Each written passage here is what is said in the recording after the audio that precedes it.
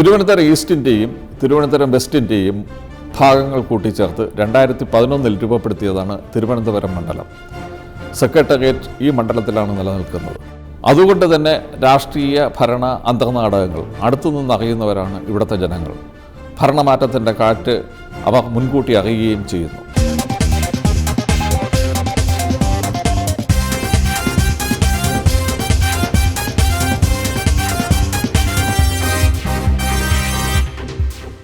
തലസ്ഥാന നഗരത്തിന്റെ പേരിൽ നേരത്തെ 3 മണ്ഡലങ്ങൾ ഉണ്ടായിരുന്നുവെങ്കിൽ ഇപ്പോൾ 1 മാത്രം.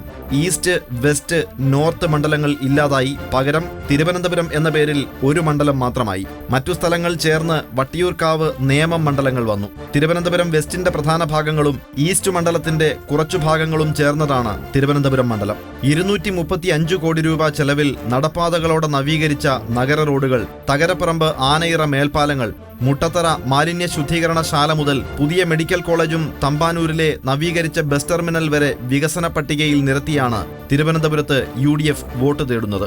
5 വർഷക്കാലം കൂടി 235 കോടി രൂപയുടെ റോഡ് വികസന പദ്ധതിയാണ് തിരുവനന്തപുരം നഗരത്തിൽ എന്ന് പറഞ്ഞ എൻ്റെ നിയോജകമണ്ഡലം ഉൾപ്പെടെയുള്ള പ്രദേശങ്ങളിൽ പൂർത്തീകരിക്കാൻ നമുക്ക് കഴിഞ്ഞു. ഓരോ പ്രദേശമെടുത്ത് നോക്കിയിരുന്നാൽ ഇപ്പോൾ നമ്മുടെ തകരപ്പറമ്പ് പാലം, ആനയിറ പാലം, ഈസ്റ്റ് ഫോർട്ടിലുണ്ടായ ഡെവലപ്മെൻറ്റ്, വഞ്ചിയൂര് അമേഴഞ്ചാന്തോട് നികത്തി അവിടെ ബോക്സ് കൽവർട്ട് കെട്ടി തിരുവനന്തപുരത്ത് ഏറ്റവും മനോഹരമായ റോഡാക്കി അവിടെ മാറ്റാൻ കഴിയും. പാറ്റൂർ റോഡ് അവിടെ ശ്മശാനം മാറ്റി അവിടെ റോഡാക്കി. എല്ലാ റോഡുകളും നടപ്പാതെ ഉൾപ്പെടെ സമഗ്രമായ രീതിയിൽ ഒരു മെട്രോ സിറ്റി എന്നുള്ള തലത്തിലേക്ക് അതിന് നവീകരിക്കാൻ കഴിഞ്ഞു എന്നുള്ളതാണ്. തൊഴിലില്ലായ്മയ്ക്ക് പരിഹാരം കണ്ടോ, വിലവർദ്ധനവ് തടഞ്ഞോ, രാജ്യത്തിൻ്റെ സമ്പത്ത് മുഴുവൻ കട്ടുമുടിക്കുകയല്ലേ ചെയ്തത്, ഓരോരുത്തർക്കും പങ്കുവെച്ച് കൊടുക്കുകയല്ലേ ചെയ്തത്. ഇവിടെ പാവങ്ങൾക്ക് കൊടുക്കാനുള്ള കാശ് കൊടുക്കുക, 8 മാസത്തെ പെൻഷൻ കുടിച്ചുകൊണ്ട് കൊടുക്കാനില്ല. 11 കോടി രൂപ ക്രിക്കറ്റ് ക്ലബ്ബ്, ടെന്നീസ് ക്ലബ്ബാണ് നമ്മുടെ അവിടെ കള്ളു കുടിക്കാനും ഉല്ലസിക്കാനും ഇവിടുത്തെ പ്രമാണിമാർക്ക് സൗകര്യമുള്ളതിന് സർക്കാരിന് കൊടുക്കണമെന്ന നികുതി ഒഴിവാക്കി കൊടുത്തു. ആ കാശ് വാങ്ങിച്ചാൽ ഇവിടെ അംഗനവാടി ടീച്ചർക്ക് ശമ്പളം കൊടുക്കില്ല, അതിപ്പോൾ പഞ്ചായത്തുകാർക്ക് കൊടുക്കാൻ പറഞ്ഞിരിക്കുകയാണ്. വാങ്ങിക്കൂട്ടിയ കടത്തിന് വല്ല കയ്യും കണക്കുണ്ടോ? ഇപ്പോൾ AGയുടെ ഒരു ആഡിറ്റ് റിപ്പോർട്ട് വന്നിട്ടുണ്ട്. വരുന്ന ഗവൺമെൻറ്റുകൾ ഏതായാലും 7 വർഷക്കാലത്തിനിടയിൽ 42,000 കോടി രൂപ ഈ വാങ്ങിക്കൂട്ടിയ കടം തിരിച്ചു കൊടുക്കണം. എവിടെ നിന്ന് എടുത്തിട്ട് കൊടുക്കും? ഇനി ഒരു ഗവൺമെൻറ് വന്നതിന് എത്രയും വാങ്ങിക്കൂട്ടിയിരിക്കുന്നത്? 1,00,000 കോടിയോളമാണ് ഈ 5 വർഷത്താണ് ഈ കടം വാങ്ങിയിരിക്കുന്നത്. ഇനി കഴക്കൂട്ടം മണ്ഡലം കഥ ഇതുവരെ.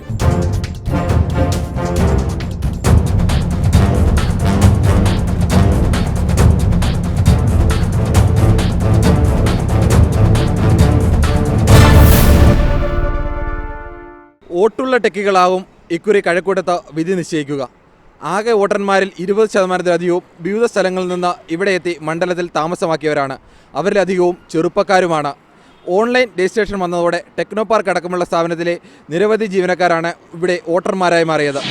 1977 മുഖ്യമന്ത്രിയായ AK ആന്റണി വിജയിച്ച മണ്ഡലം എന്ന നിലയിലാണ് കഴക്കൂട്ടം രാഷ്ട്രീയ ശ്രദ്ധാകേന്ദ്രമായത്.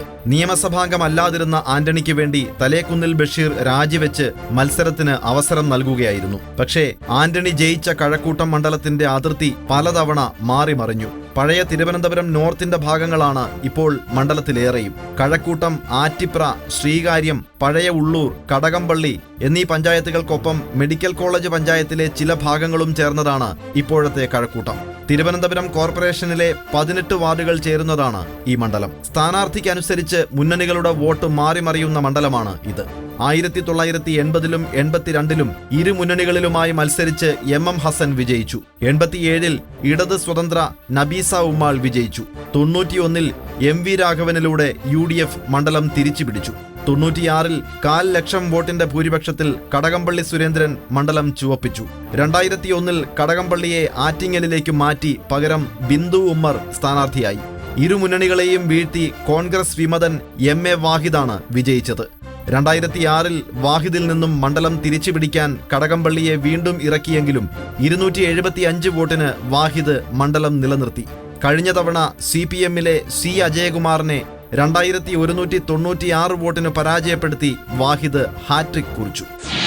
ശക്തമായ ത്രികോണ മത്സരത്തിന് അരങ്ങൊരുങ്ങിയ മണ്ഡലമാണ് കഴക്കൂട്ടം. ടെക്നോ പാർക്കും IT മേഖലയും ഉൾപ്പെടുന്നു എന്നതാണ് ഇവിടുത്തെ പ്രത്യേകത. ചെറുപ്പക്കാർക്ക് നിർണായക സ്വാധീനമാണ് ഇവിടെ ഉള്ളത്. ബാഹ്യമായ തിരഞ്ഞെടുപ്പ് കോലാഹലങ്ങൾക്കപ്പുറം വിധി നിർണ്ണയിക്കുന്ന മറ്റു പല ഘടകങ്ങളുമുണ്ട്. ജാതി, മതം, സമ്പത്ത്, പ്രാദേശിക വികാരം, അങ്ങനെ പലതും. അവയെല്ലാം നിറയുന്ന കളിക്കളം.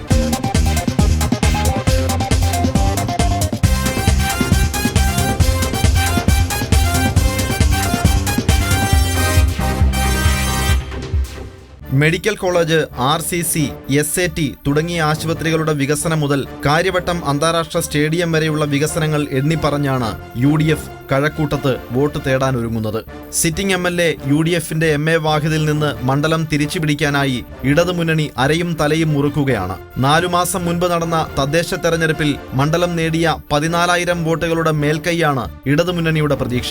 ഇപ്രാവശ്യം യാതൊരു സംശയവുമില്ല, ഇടതുപക്ഷ മുന്നണിയുടെ സ്ഥാനാർത്ഥി ആരായിരുന്നാലും ശരി നല്ല വിജയം കരസ്ഥമാക്കാനായിട്ട് ഇവിടെ സാധിക്കുമെന്നുള്ള കാര്യത്തെ സംബന്ധിച്ച് ഒരു സംശയം വേണ്ട. കാരണം അടിസ്ഥാന പ്രശ്നങ്ങളൊന്നും തന്നെ അഡ്രസ്സ് ചെയ്യപ്പെട്ടിട്ടില്ല അവിടെ. അടിസ്ഥാന പ്രശ്നം എന്ന് പറയുന്നത് കുടിവെള്ളത്തിൻ്റെ പ്രശ്നം, അതുപോലെ തന്നെ സിവറേജിൻ്റെ പ്രശ്നം, ഉപഗ്രഹ നഗരം എന്നുള്ള നിലയിൽ ആ നഗരത്തിന് ആവശ്യമായിട്ടുള്ള കാര്യങ്ങൾ കൈകാര്യം ചെയ്യുന്ന കാര്യത്തിൽ MLAക്ക് എന്തെങ്കിലും കോൺട്രിബ്യൂഷൻ ഉള്ളതായിട്ട് നാട്ടുകാർ കരുതുന്നില്ല, ഞാനും വിശേഷിച്ച് കരുതുന്നില്ല. കഴിഞ്ഞ ലോക്സഭാ തെരഞ്ഞെടുപ്പിൽ O. രാജഗോപാൽ ലീഡ് നേടിയ 4 മണ്ഡലങ്ങളിൽ ഒന്നാണ് കഴക്കൂട്ടം.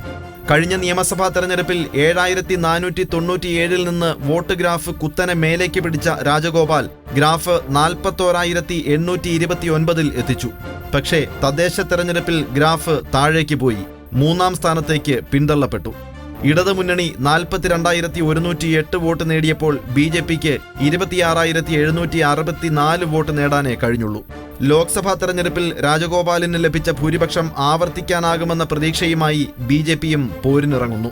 ഈ നിയമസഭാ തെരഞ്ഞെടുപ്പിൽ കേന്ദ്ര സർക്കാരിന് അനുകൂലമായിട്ടുള്ള ഒരു തരംഗം കൂടി ഈ തിരുവനന്തപുരത്തും കേരളത്തിലും ഉണ്ടാകുമെന്നാണ് ഞങ്ങൾ പ്രതീക്ഷിക്കുന്നത്. കാരണം കഴിഞ്ഞ 58 വർഷത്തെ കേരളത്തിൻ്റെ ചരിത്രത്തിൽ കേരളം സ്വപ്നം കണ്ടിട്ടുള്ള പല പദ്ധതികളും യാഥാർത്ഥ്യമാക്കിയത് നരേന്ദ്രമോദി സർക്കാരിൻ്റെ കാലഘട്ടത്തിലാണ്. വിഴിഞ്ഞം തുറമുഖം യാഥാർത്ഥ്യമായത് നരേന്ദ്രമോദി ഇന്ത്യൻ പ്രധാനമന്ത്രി ആയതുകൊണ്ട് മാത്രമാണ്.